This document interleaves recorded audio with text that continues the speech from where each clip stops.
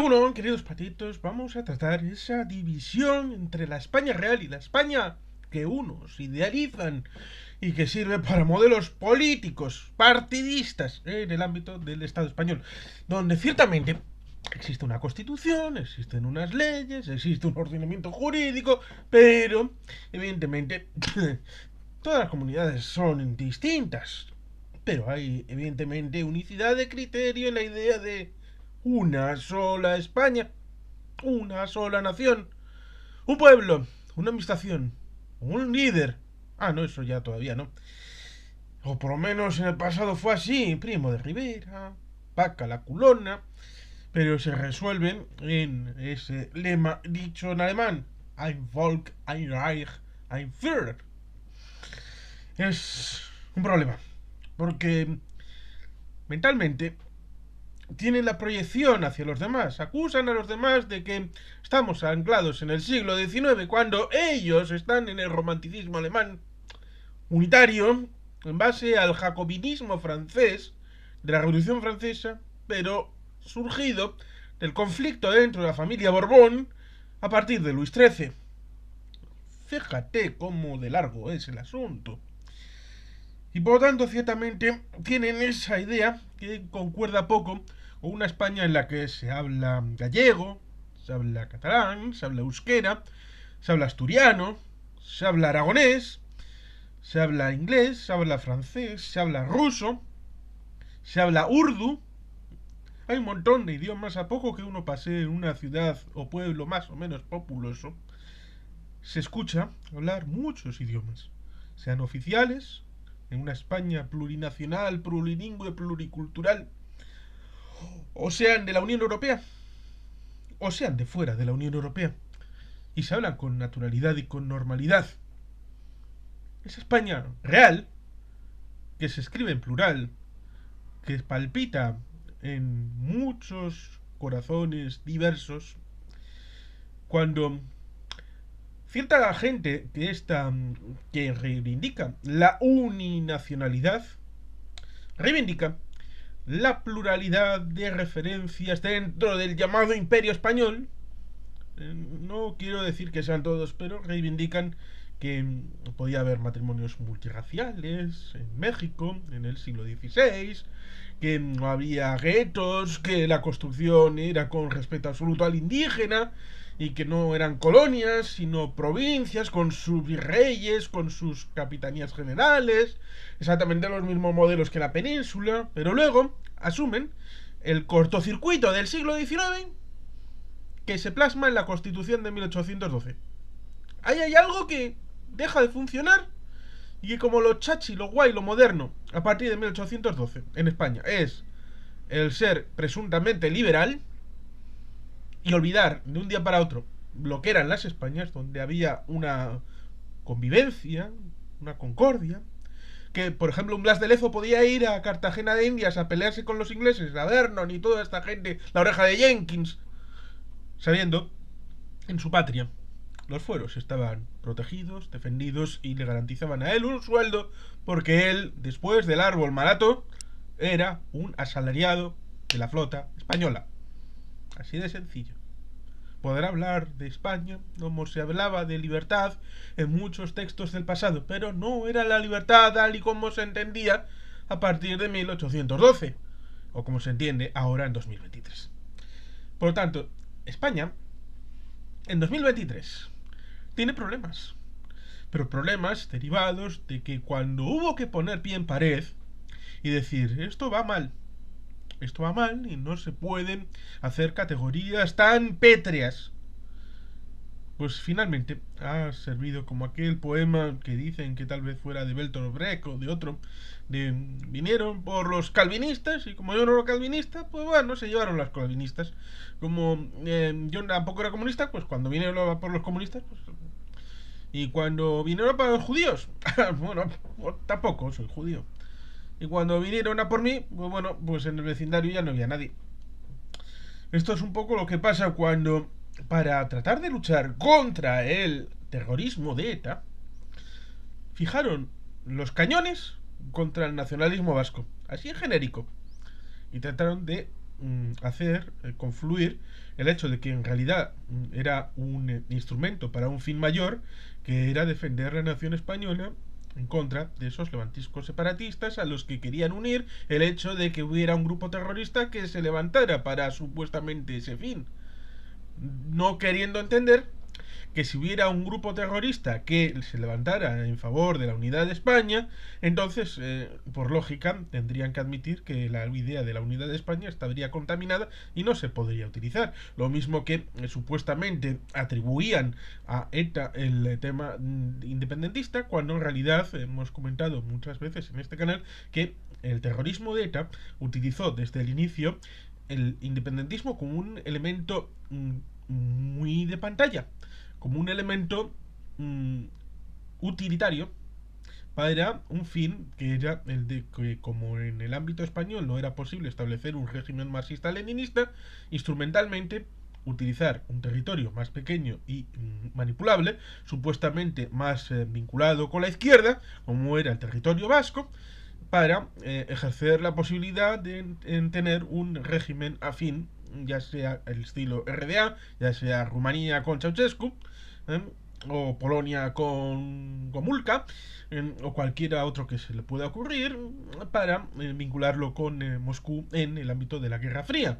Y evidentemente eso tuvo sus evoluciones posteriores porque la vida sigue, pero aquellos instrumentos y herramientas creados en un momento pues evolucionan con su propia vida. Desde España tenían esa idea de, por mamparos, ir al objetivo final, pero como no podían decir, por lo menos de saque de entrada, queremos acabar con el nacionalismo vasco, queremos acabar con el PNV, queremos destruir todo lo que han construido para crear una región que se parezca mucho a Murcia y que sea muy poco levantisca. Pues tenían que vincular elementos, como hace un mes hizo Aznar, de vincular el hecho de que quisieran hacer un tema de la amnistía y el tema este de la posible consulta en Cataluña, no vinculante, con dar un golpe de Estado.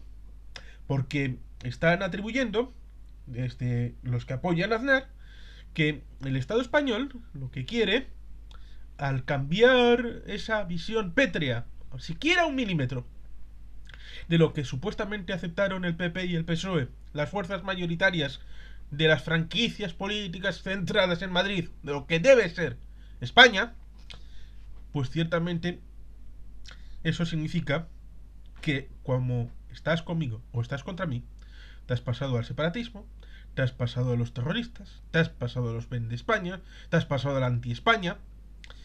Y es ciertamente alucinante e increíble que se haga esa separación tan tajante y tan radical, pero no sorprende si uno investiga la historia reciente de la transición hasta el momento actual, sobre todo desde el hecho de que en 1993-96 pensó Aznar que era bueno girar unos grados más, pero tuvo que refrenarse entre la legislatura 96-2000 porque necesitó de los nacionalistas canarios, vascos, catalanes.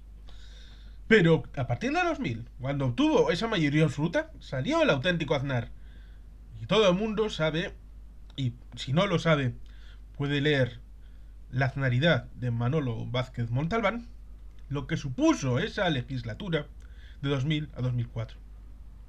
Y de ahí la réplica, en teoría de Zapatero, pero que sí, mucho ley de violencia de género, mucho ley de matrimonio igualitario, mucho elemento de este elemento que podríamos decir superestructura en el ámbito marxista. Pero cambiar el modelo productivo, pinchar la burbuja inmobiliaria, resolver problemas territoriales, nada de nada. Por eso, cuando llega Rajoy, el asunto sigue pudriéndose. Hasta tal punto de que dejó hacer esas dos consultas, las de 2014 bueno, sin consecuencias, y la de 2017, cuando el Estado se vio obligado a intervenir de una manera absolutamente aberrante, pero digamos que la lógica de tener que hacer algo que responder, entonces era inevitable, inevitable. Y luego llega Pedro Sánchez, que en teoría tendría que haber avanzado, y lo único que ha avanzado es con el reconocimiento de ciertas deudas pendientes, como por ejemplo algunas competencias a algunas comunidades autónomas, por ejemplo el País Vasco. Pero fundamentalmente porque el PNV le apoyó en la investidura 4 de enero del 2020 y con un pacto firmado el 30 de diciembre del año 2019. En un asunto que en teoría no tendría que haber nadie para recordarlo. Es pieza legal. El marco constitucional en teoría es flexible en la interpretación. Así es como el Endacari en septiembre dijo en su texto en El País que era posible con una convención constitucional ligada a Cortes Generales que estableciera una revisión del marco general para el marco de la situación de las comunidades autónomas, del Estado, el ámbito local, porque evidentemente no tiene ningún sentido, por ejemplo, eso sí, antes de decir lo que no tiene sentido, en lo que estaba pensando, quizá con esa convención constitucional que aunara con la Cámara Baja y la Cámara Alta, es decir, podría ser una comisión mixta de las dos cámaras para ejercer una sesión con diputados y senadores para hacer una interpretación más extensiva de la Constitución, lo cual tal vez requiriera modificar alguna ley orgánica, pero eso no es ningún problema, porque lo que no habría que cambiar es la Constitución. Y cuando algunos supuestos constitucionalistas han puesto en solfa diciendo que para que se lleguen nacionalidades, es decir, naciones, habría que cambiar la Constitución. Para que puedan establecer determinadas competencias o elementos vinculados a la identidad y todo esto, habría que cambiar la Constitución, artículo 169, la vía reformada y por tanto lo más difícil, referido ciertamente a que en 1920 Hans Kelsen habló del constitucionalismo útil respecto al Tribunal Constitucional como elemento de garantía de las constitucionalidades y ciertamente que se incorpora en 1931 con el Tribunal de Garantías Constitucionales en la Segunda República, la Constitución aquella, y que evidentemente con todo el bagaje posterior de las constituciones italiana, francesa y alemana, pues ciertamente se incorpora en 1978 a la Constitución vigente actualmente en el Estado español. Pero eso no significa que cualquier cosa que haya que incorporar signifique que no se pueda hacer una interpretación extensiva, lo mismo que en unos determinados momentos los supremos, las supremas, más bien, de los Estados Unidos en un momento pensaron que Roe contra Wade era perfectamente constitucional, pero varias décadas después, 50 años después, llega una sentencia que dice, oye, que Roe contra Wade de 1972 es inconstitucional y es cosa de los estados. Y por lo tanto, ¿dónde está el cambio constitucional? Eh, ¿Hicieron una interpretación inconstitucional en 1972? ¿Cuando lo juzgaron? ¿Han dado un golpe de Estado las Supremas, el Tribunal Supremo de los Estados Unidos en 2022 cuando hace otra interpretación completamente distinta? Espero que se entienda el asunto. No tiene sentido que cuando un municipio como Basauri quiere hacer un planeamiento urbano porque hay una situación donde hay un cubrimiento de unas vías de tren y por lo tanto eso permite la ampliación del espacio urbano y hay que agradar al ciudadano que es el que paga impuestos y por lo tanto incorporarle no solamente la toma de decisiones sino que pueda apropiarse de ese terreno ya sea con un parque o que pueda tener un servicio público que pueda incorporarse a ese espacio nuevamente ganado, lo que sea, da igual. Pero evidentemente eso puede pasar directamente por pleno, a pipa desde por gloria, pero para incorporar a los ciudadanos en una primera fase se puede establecer con unos apriorismos para establecer ese diálogo, es decir, con una forma de participación, unas aportaciones para ir cribando y por tanto para culminar eso en una forma que pueda generarse ese elemento de apropiación, es decir, que nosotros, ciudadanos de Basauri, hemos participado en esto y finalmente hemos sido los que hemos dado el marchamo de que esto era lo bueno. Pues una consulta popular en la que en una urnita se le diga al ámbito institucional de que este plan no solamente es de un equipo de gobierno, de un pleno municipal, sino que la mayoría de los involucrados en el proceso ratifican el proceso de cambio de esa zona urbana, en este caso de Basauri. ¿Cómo se tramita eso?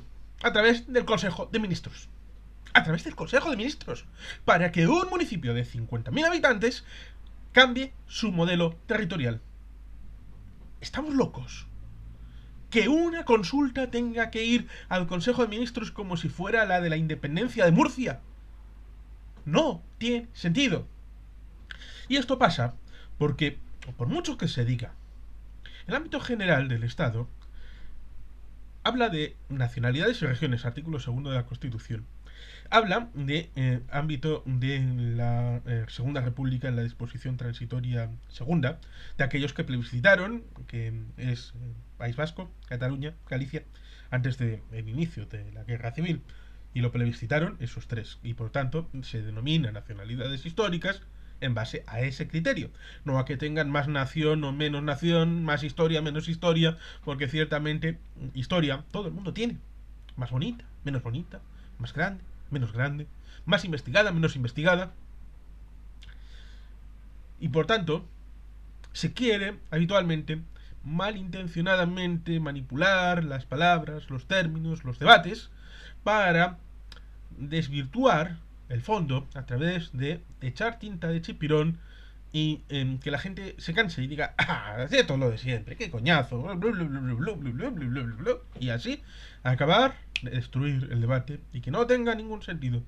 Es decir, atacar el elemento, el medio por el que se construye, para no tener que ir al fondo. Un fondo que en academias, en universidades, en facultades, en medios técnicos, en profesionales de lo político, en profesionales de otras, en disciplinas próximas en torno a la ciencia política, saben perfectamente.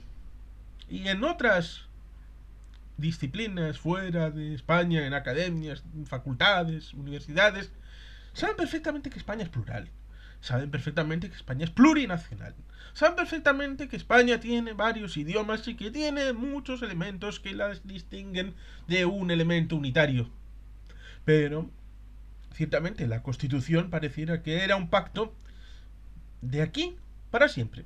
Cuando Jefferson dijo que las constituciones tienen que ser pactos que deben renovar cada generación. En Estados Unidos lo tienen fácil fácil entre comillas, a través de las enmiendas constitucionales que requieren unos acuerdos previos. En España parece que el acuerdo previo es la Constitución y sirve sin cambios para cualquier época, a pesar de que ya muchos no votamos esa Constitución. Todas las generaciones que han seguido después de 1978, la Constitución es una especie de dictat, con la diferencia que habitualmente se suele decir, pero en otras constituciones también le sucede eso. Ya, sí, pero si uno mira en Europa y en el mundo, estas democracias liberales de coriz occidental han cambiado la constitución vía enmiendas. Y en Alemania, en Francia, en Italia, en otros países de Europa, han cambiado su constitución decenas de veces, sin ningún tipo de problema. En España parece que cambiar una constitución equivale a abrir el melón. Y abrir el melón en muchas facetas, no solamente la territorial, sino también monarquía, derechos sociales, porque después de hacer la Constitución, el Tribunal Constitucional por sus santos valores, en una sentencia, dijo que la parte dispositiva socioeconómica es el listado de la señorita Pepis, que en vez de ser recurrible en un tribunal, tiene que ser ratificado por una ley orgánica específica, pero con determinadas características, y que si se quiere proteger especialmente, pues habría que cambiar la Constitución y meterlo en la zona de garantías especiales como los derechos cívicos, desde el artículo 10 en adelante. O extender la protección en dirección a esos derechos de garantía social, ya sea el derecho al trabajo, derecho a la vivienda, derechos que quedan muy guays, pero que luego te encuentras con que el porcentaje de alquiler social de elementos de vivienda en todo el estado, pues con un 4,6% de la población del estado en el País Vasco, te encuentras con que pues, prácticamente el 30-40% de la vivienda pública en alquiler que se hace en el estado se hace en el País Vasco. Y te encuentras con que con ese porcentaje de poco más del 4%, el 40% de la inversión social, del gasto social que se suele llamar, se hace en el País Vasco. Y por tanto, ciertamente, uno acaba por decir, ¿ves? Esto lo hacen porque tienen el concierto, porque son unos privilegiados.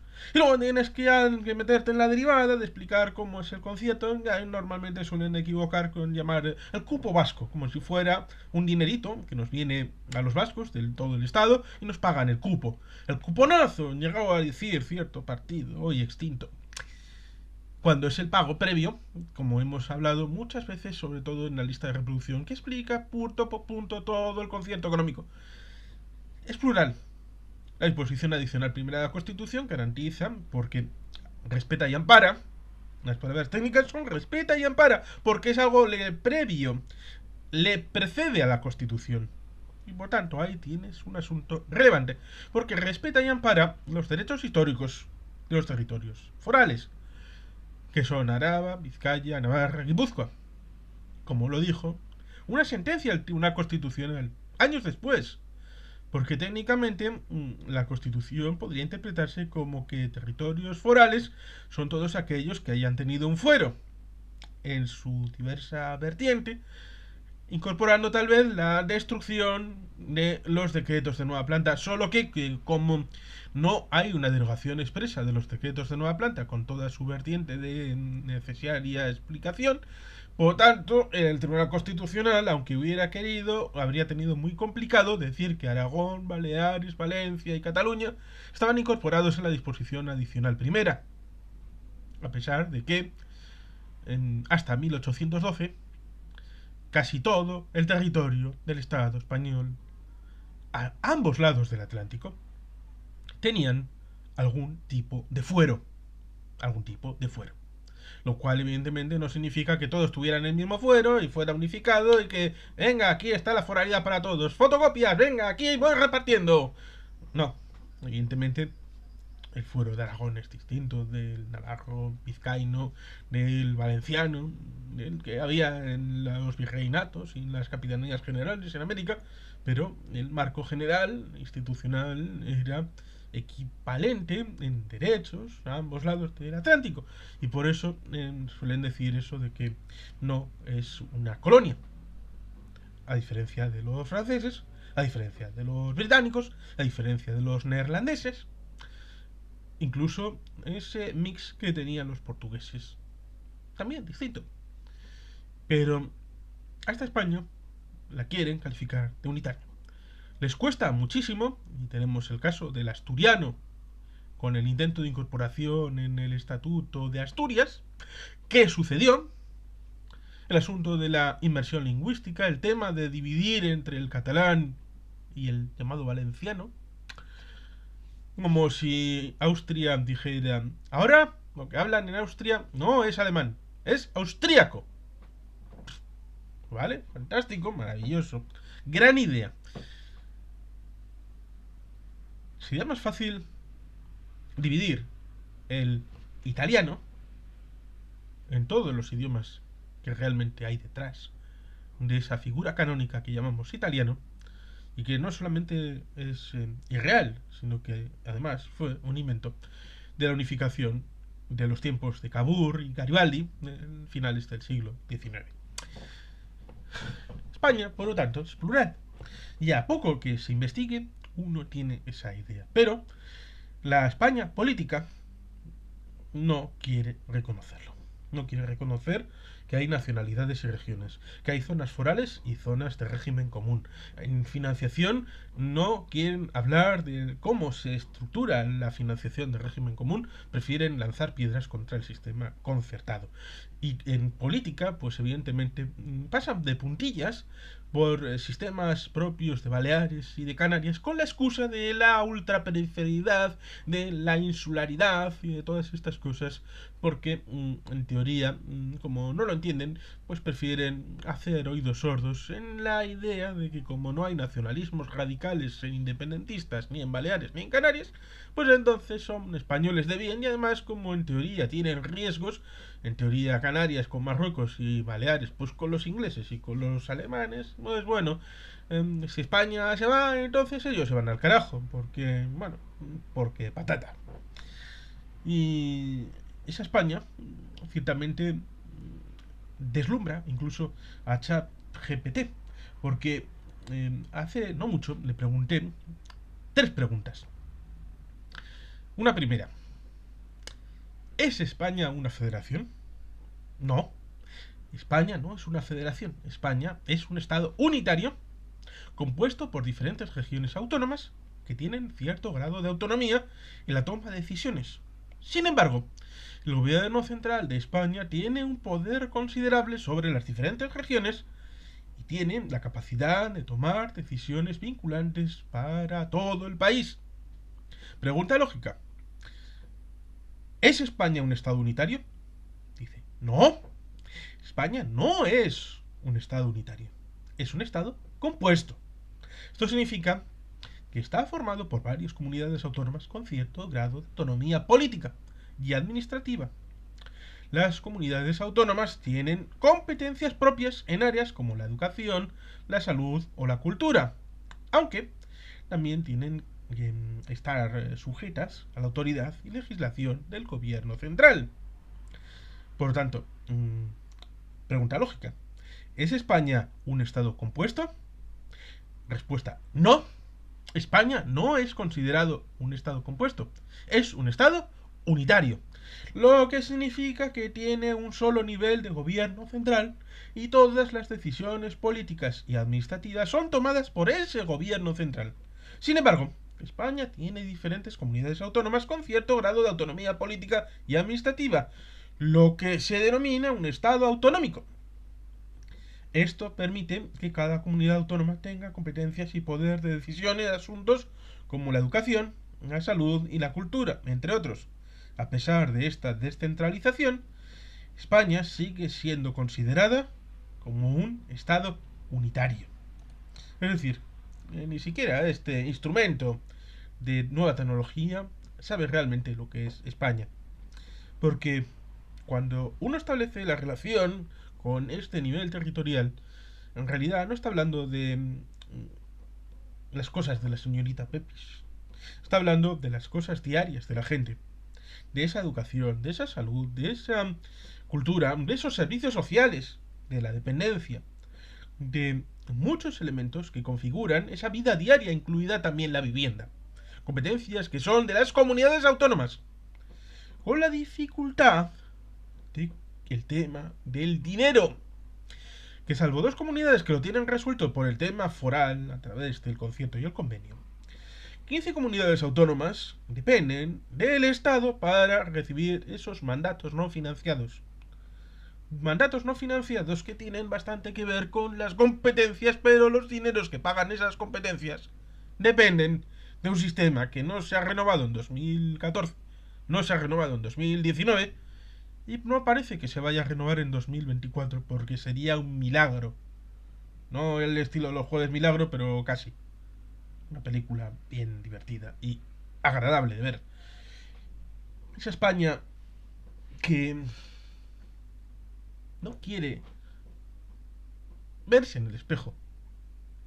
Que no quiere entender que cuando Manuel Fraga hablaba de la administración única autonómica no estaba proponiendo un cambio de la Constitución, que cuando Miguel Ángel Revilla habla de que hay ministerios en Madrid que siguen teniendo la misma hechura y el mismo número de funcionarios y el mismo edificio que cuando la competencia no estaba transferida, y por tanto la duplicidad es de ellos, del marco general del Estado en Madrid, pues tampoco está siendo un peligroso separatista e independentista.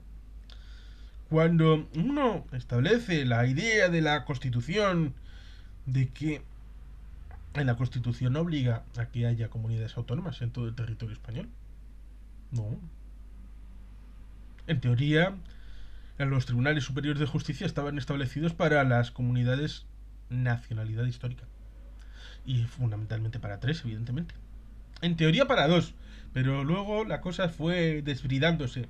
Primero con Galicia, a la que quisieron meter un parlamentillo cuyas normas aprobadas tendrían luego que ser ratificadas por el Congreso de los Diputados. ¿Qué leyes? ¿Qué garantías? ¿Qué credibilidad tiene un parlamento que luego debe de ser tutelado por el Congreso de los Diputados? Y que si no hay ratificación por el Congreso de los Diputados, entonces no entran en vigor las normas del Parlamento de Galicia. ¿Qué sentido tiene? Y por tanto, ahí hubo una primera revuelta de esa nacionalidad histórica. Y luego llega el asunto de Andalucía, con todo lo que significó para la apertura del llamado Café para Todos. Quizá habría que cambiar algunas leyes orgánicas, por ejemplo, la de referéndum de 1980, que se surgió ex post respecto al 28 de febrero en Jaén y Almería, que hubo dificultades y nadie ha querido meter mano por lo complicado que significaría y las consecuencias de todo orden que podrían tener de meter mano respecto a qué pasó en Jaén y Almería, fundamentalmente, donde fue más evidente que en otros sitios, el 28 de febrero del año 1980, y las consecuencias, no solamente para Andalucía, sino para el resto de comunidades autónomas. La ley orgánica del Poder Judicial puede ser necesario cambiarla, porque la Constitución no establece la idea de que el Poder Judicial tenga que estar unificado y unitario.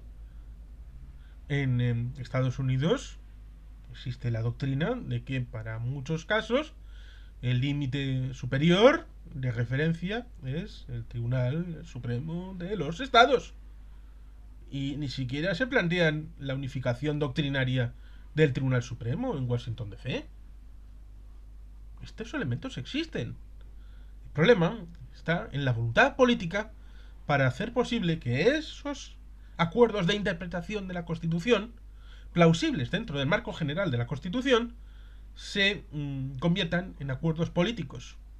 Que, por ejemplo, pueda necesitar cambiar una ley orgánica en la vertiente del Tribunal Constitucional, la ley orgánica de referéndum, la ley orgánica del Poder Judicial, o leyes orgánicas tipo el Estatuto Vasco, el Estatuto Catalán, o aquel que quiera hacerlo compatible con esta nueva interpretación de la Constitución, porque la disposición derogatoria segunda establece la idea de que las leyes abolitorias de 1876 y de 1839 se derogan, lo cual, según la interpretación que hacemos desde el País Vasco, significa que la llamada restauración foral plena, que era lo que existía en el País Vasco hasta comienzos del siglo XIX, con el pase foral, que es constitucionalizable el pase foral, actualizable, que puede incorporarse en el marco general de la Constitución española vigente sin cambiar una coma,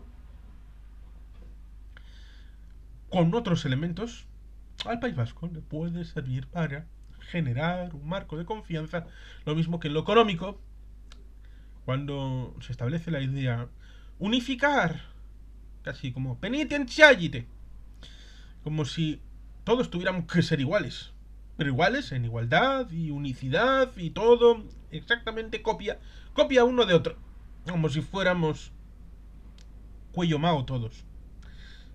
No, evidentemente todos somos diferentes y requerimos tratamiento diferente dentro de la unidad en la diversidad que se establece en la Unión Europea y la subsidiariedad que establece la Unión Europea.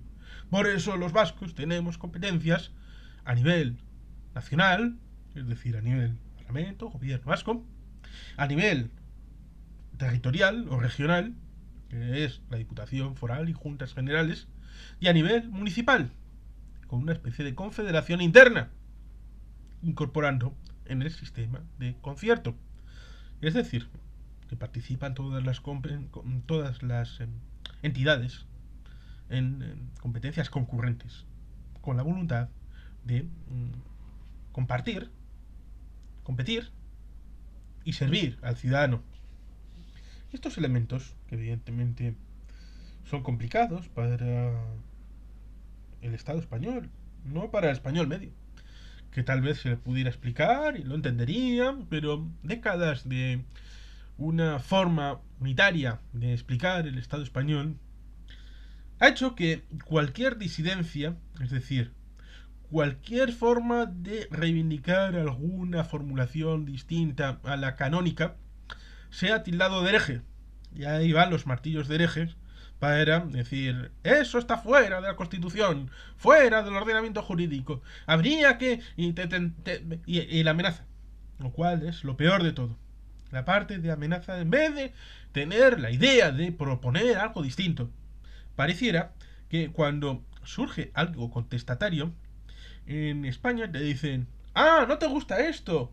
Pues pírate, independízate, vete a tomar por culo, venga, intenta la independencia. Pero, si quieres la independencia, entonces saldrás del euro, saldrás de la Unión Europea, te echarán del mundo, irás al infierno, acabarás destruido y la economía, y te estarás con chabolas en las calles, y hambre, y destrucción, y un terremoto, y todo el mundo estará por ahí tirado en el suelo, con pústulas y todo esto. Quizá he exagerado la última parte, pero a cualquiera que se acerque con una idea de replanteamiento del ámbito constitucional, del ámbito autonómico, aunque no sea necesario ni siquiera cambiar una letra en el ámbito de la Constitución, pero sí en otros órdenes, la reacción es espumarajos por la boca, como si esto fuera una película del exorcista. Y no es aceptable.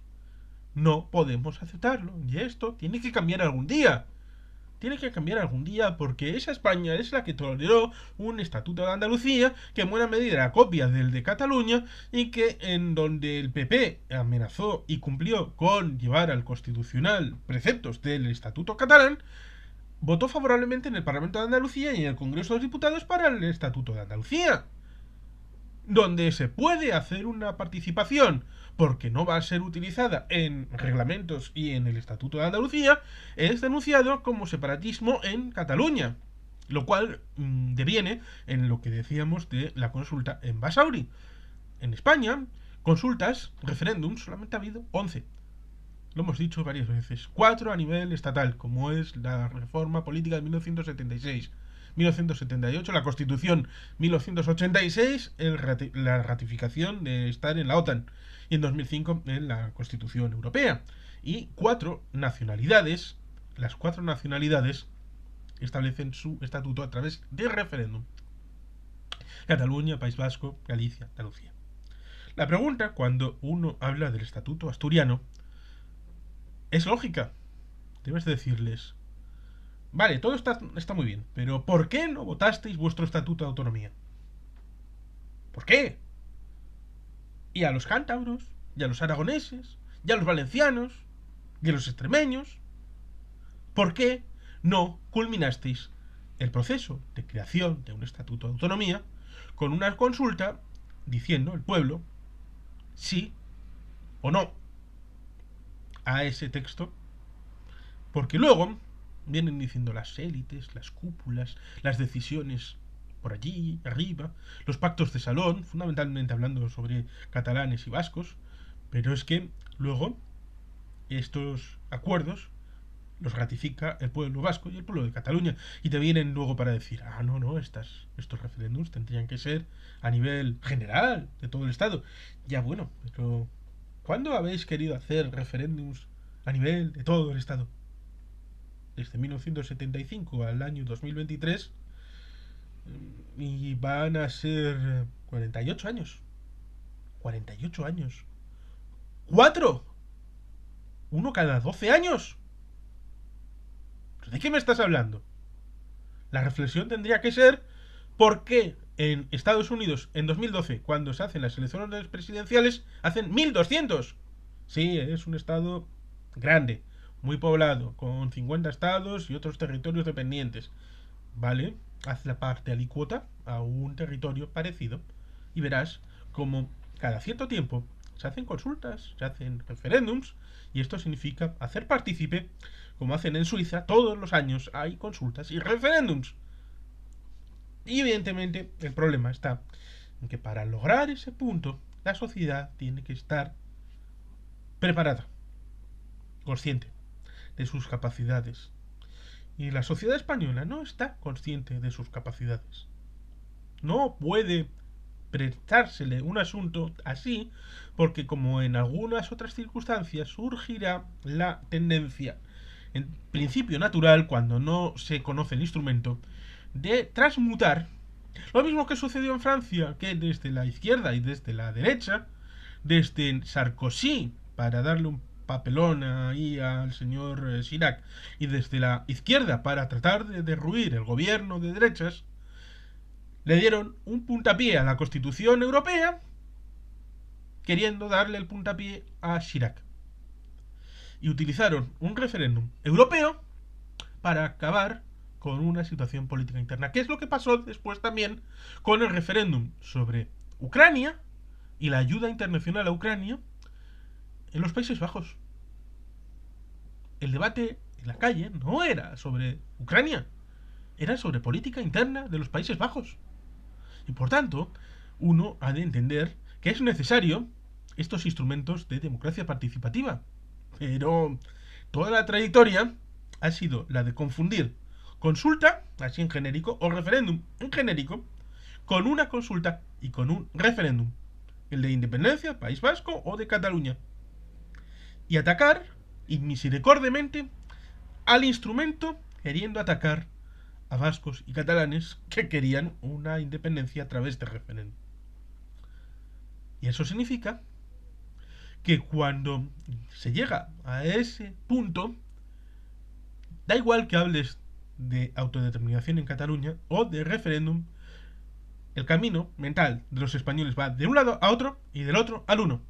Inventar referéndum, ya todo el mundo sabe de lo que se está hablando, a pesar de que puedas estar pensando en una consulta popular para reabrir la mina de uranio en la zona de la región leonesa, que podría servir para una reactivación económica de la zona y procesar el uranio para las centrales nucleares en España.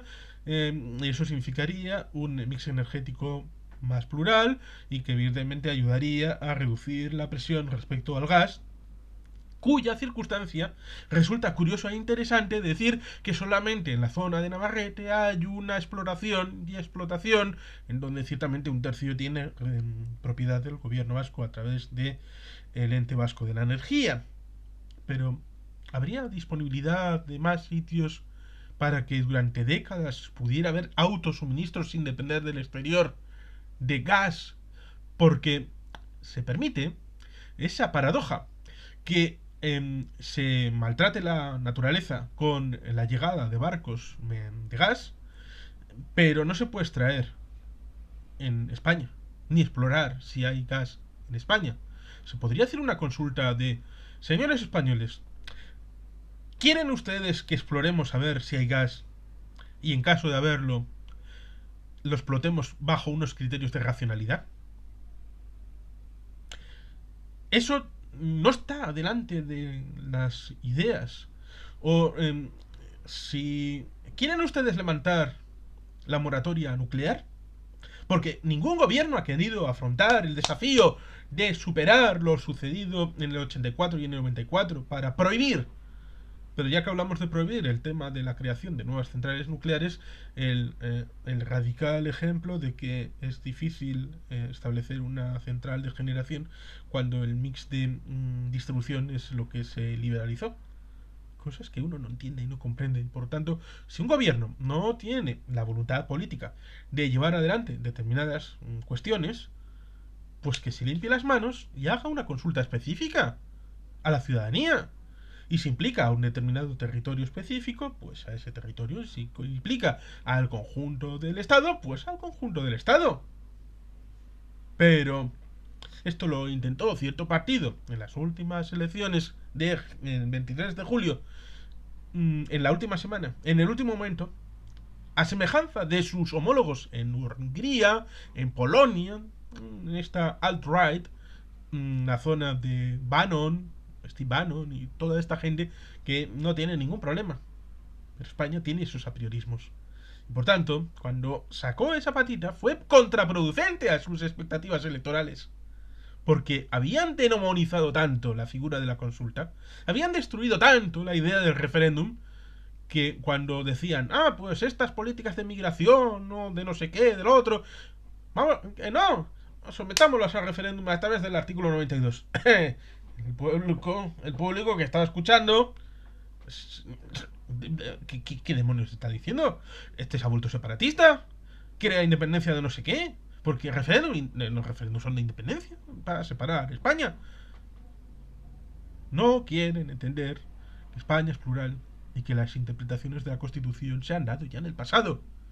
Vamos a recordar solamente dos casos que son muy evidentes, más allá de la reforma del artículo 135 en 2011 o de la reforma del artículo 13 respecto a 1993, Maastricht, que son las dos oficiales. Están los pactos autonómicos. Los pactos autonómicos fueron un conjunto de acuerdos políticos posteriores a la aprobación de la Constitución española de 1978, que contribuyeron a la construcción del Estado de las Autonomías.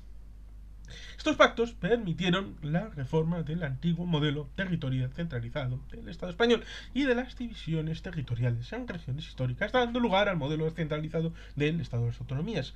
En el marco diseñado de la Constitución, tanto la definición concreta de las autonomías como las competencias de cada una de ellas han terminado asumiendo no se establecían como un proceso obligatorio, sino basado en el principio dispositivo. Y hubo dos pactos autonómicos, 1981 y 1992. En los primeros pactos autonómicos de 1981, el clima de inestabilidad que se respiraba a principios de 1981, tras la dimisión de Adolfo Suárez y el intento de golpe de Estado del 23F, hay quien dice que estos primeros pactos autonómicos con la LOAPA son resultado del pacto del Capó del 24 de febrero delante del Congreso. Marcaron un punto de inflexión en la política autonómica, que exigía actuar con acierto para encauzar aquella situación que es uno de los ingredientes que dicen que llevó al 23F. La idea de esto se ha ido de madre, hay que embridarlo. El informe de García Enterría, el La Loapa, todo aquello. Y la idea que dijo Pepe Bono de tranquilos militares, los que vamos a dar los catalanes y vascos también les vamos a dar a los demás. Cuando en teoría la resolución del tema autonómico era para contribuir a una paz y sosiego con el referente de vascos y catalanes, que eran los que reivindicaban un hecho nacional propio.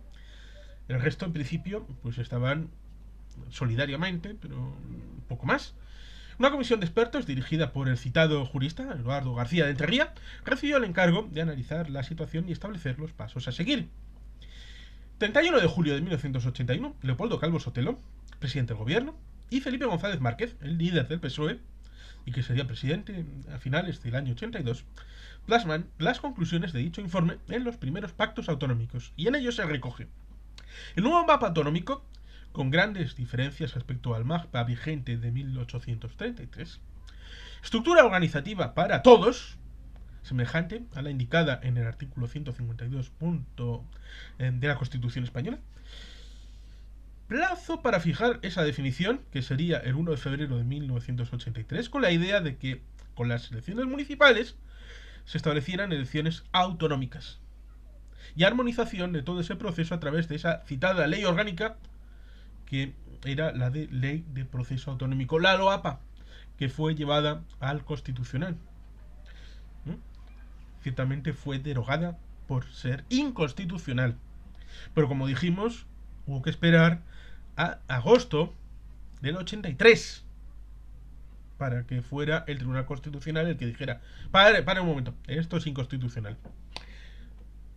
Comienza entonces una fase de traspaso de competencias y de los gastos asociados a su gestión, marcada por continuos conflictos entre el Estado y las comunidades autónomas. Ahí tenemos en 1980 la LOFCA, entrada en vigor en septiembre del 80 respecto a la financiación de las comunidades de régimen común, cuya última ley, que en teoría es quinquenal, se aprueba en 2009.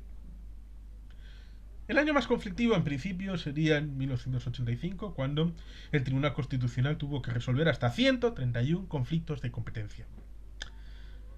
¿Cuál es el segundo pacto autonómico? Segundos pactos autonómicos son de 1992. La década de los 80 estaría marcada por esa reticencia del gobierno central a transferir algunas competencias. El así llamado modelo autonómico a dos velocidades parecía condenado a perpetuarse. Pero en 1987, cumplidos los 5 años desde la aprobación de los estatutos, que era el tiempo fijado en el artículo 148.2 de la Constitución para las reformas estatutarias de las comunidades, que en un primer momento no habían conseguido la plena autonomía, pues muchas de ellas se rebelan para ampliar su techo competencial. Y todo esto sin cambiar la Constitución. El conflicto se resolvería en 1992 con un segundo gran pacto autonómico, una segunda vuelta a interpretar la Constitución y el hecho autonómico. En este caso firmado por el entonces presidente Felipe González Márquez y el líder del PP, José María Aznar. Y se fijó el marco para transferir 32 nuevas competencias, incluida la de educación, en un intento de igualar a todas las comunidades de vía lenta con las históricas. Las 10 reformas estatutarias pendientes reciben luz verde en el Congreso de los Diputados en 1993. Los principales contenidos de los pactos autonómicos del 28 de febrero de 1992 serían: ampliación de competencias de las comunidades autónomas de vía más lenta, equiparándolas a las del artículo 151 de la Constitución española. Se aborda el problema general del Estado, sentido homogeneizador del modelo, desarrollo del principio de cooperación. Los acuerdos concretaron las técnicas y mecanismos mediante los que habría de canalizarse las relaciones de cooperación, conferencias sectoriales, programas y planes conjuntos, convenios, y la creación de la figura de comunidades de Ceuta y Melilla, que en teoría el encaje a través del punto en donde se convierten en ciudades autónomas venía recogido para la integración de Gibraltar.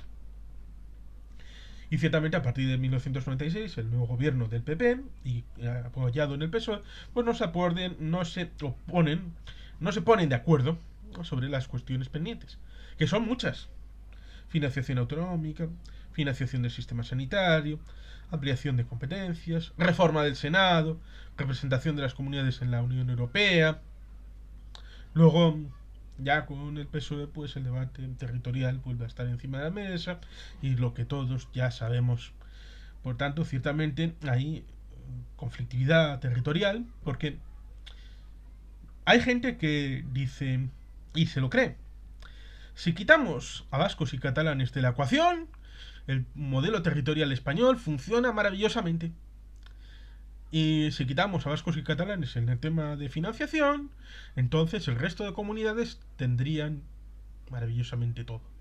Y si quitamos a los políticos de la ecuación y las comunidades autónomas, entonces el dinero llega a raudales para todas las necesidades de los españoles. Hasta ese nivel de debate hay que bajar y descender. Es increíble e indecible las cosas que hay que refutar, porque España tiene esas dos vías: la vía de la España real y de la España oficial. Y es así que llegamos al momento actual en donde pareciera que en España hay levantiscos, vascos, catalanes, con ese pasado, ese bagaje, que aunque la gente no se acuerde específicamente, pues en el caso vasco habla de Ibarretxe, del plan Ibarretxe, a pesar de que esa figura en forma de hombre de paja, esa falacia, ese uso falaz de los argumentos en base a una memoria construida, etérea e irreal, de la supuesta vía de independencia del País Vasco, con el relato que se hicieron con los terroristas y en un combo ahí metido todo, sin querer explicar qué era el ámbito del plan Ibarretxe, el auténtico, el de verdad, qué era la consulta, qué era lo que sucedió en el pacto de Ajuriarea, qué sucedió con el llamado plan Ardanza,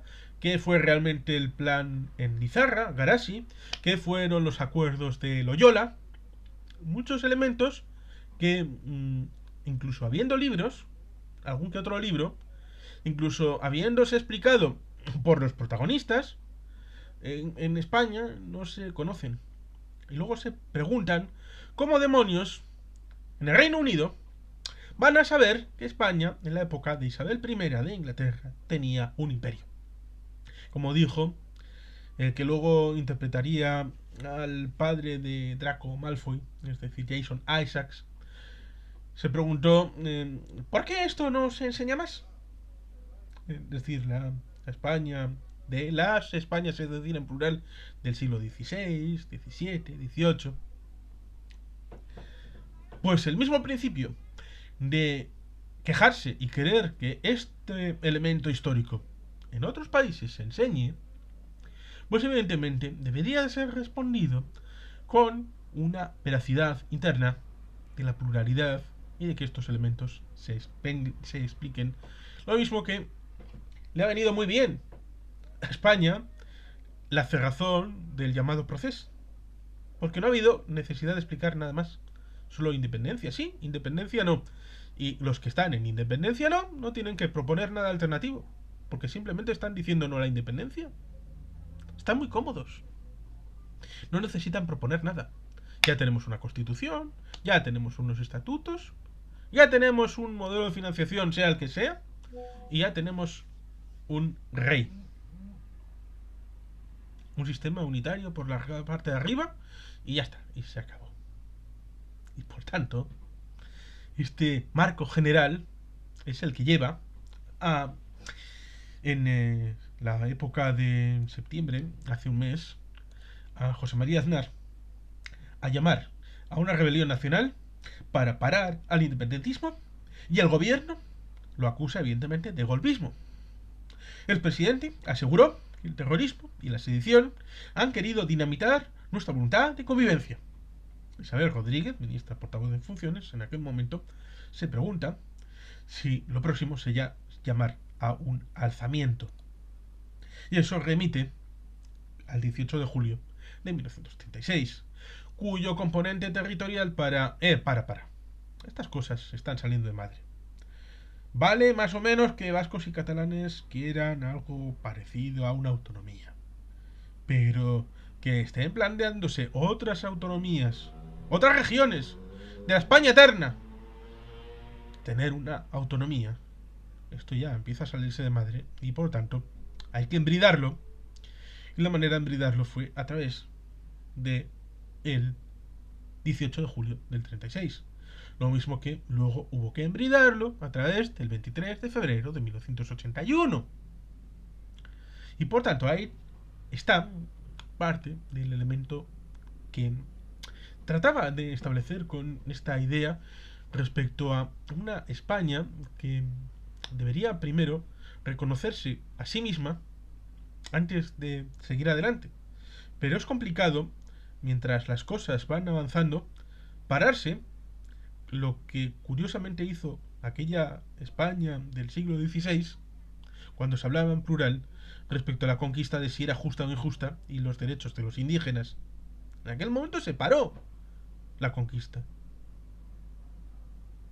¿Por qué no se puede repetir el principio de la ley a la ley del señor Torcuato Fernández Miranda a través de esta convención constitucional para actualizar, repensar el marco constitucional y las posibilidades, las máximas posibilidades que permite para generar un espacio de convivencia en donde no haya una visión pétrea, como las sagradas escrituras que vienen aquí y deben de impartirse en una visión unitaria, y quien no esté dentro es que son el enemigo y son excluyentes de esa gente que no son españoles.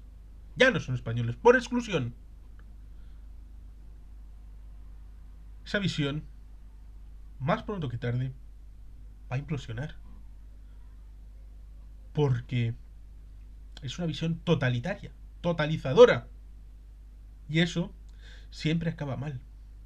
Y por eso, la propuesta del Endacari no es que sea buena para el País Vasco, para una restauración foral plena. No solo. Es una oferta a España para que los principios que llenaron el proceso en esa dualidad que yo establezco de el debate teórico y el debate de lo que realmente sucedió, para que ese debate teórico que nunca se ha frenado y que sigue presente, no solo en Cataluña, no solo en el País Vasco, sino en otras zonas, no llegue a un final doloroso. Porque cuando haya que decir adiós a los españoles del País Vasco y de Cataluña, que se irán, en algún momento se irán, les seguiremos teniendo al otro lado del Ebro. Y es bueno, justo y necesario que se vayan como amigos. Porque después, la convivencia, la puñetera geografía, es tozuda. Y vamos a seguir estando allí. Por tanto, las cosas que sucedan tienen que ser acordadas. Y si no se quiere que los españoles dejen la garita de la Guardia Civil en la Embajada de España en Bilbao y en Barcelona, pues ciertamente lo mejor es la oferta que ha establecido el Endacari para una revisión sin tener que cambiar la Constitución, porque ingredientes y herramientas dentro del sistema hay para establecer ese marco de convivencia que en principio fue pactado en 1978 y cuyas últimas posibilidades no han sido exprimidas aún al máximo de las capacidades. Ahí está el reto, el desafío. Herramientas hay. Lo que no hay es voluntad política para llevar a último término esa voluntad de convivir. Porque como se dijo el 1 de febrero de 2005, el Endacari Ibarretxe dijo, para convivir juntos, primero tenemos que decidir vivir juntos. Y eso se da por supuesto. Y en fin, vamos a dejarlo aquí. En unos días haremos algo específico de el proceso, la vertiente vasca. Y al día siguiente trataremos del proceso en Cataluña. 30 y 31. Vamos a tratar esto de octubre de este mes. Y sin más, queridos patitos, eskerrik asko, agur bero bat, beti jelpien.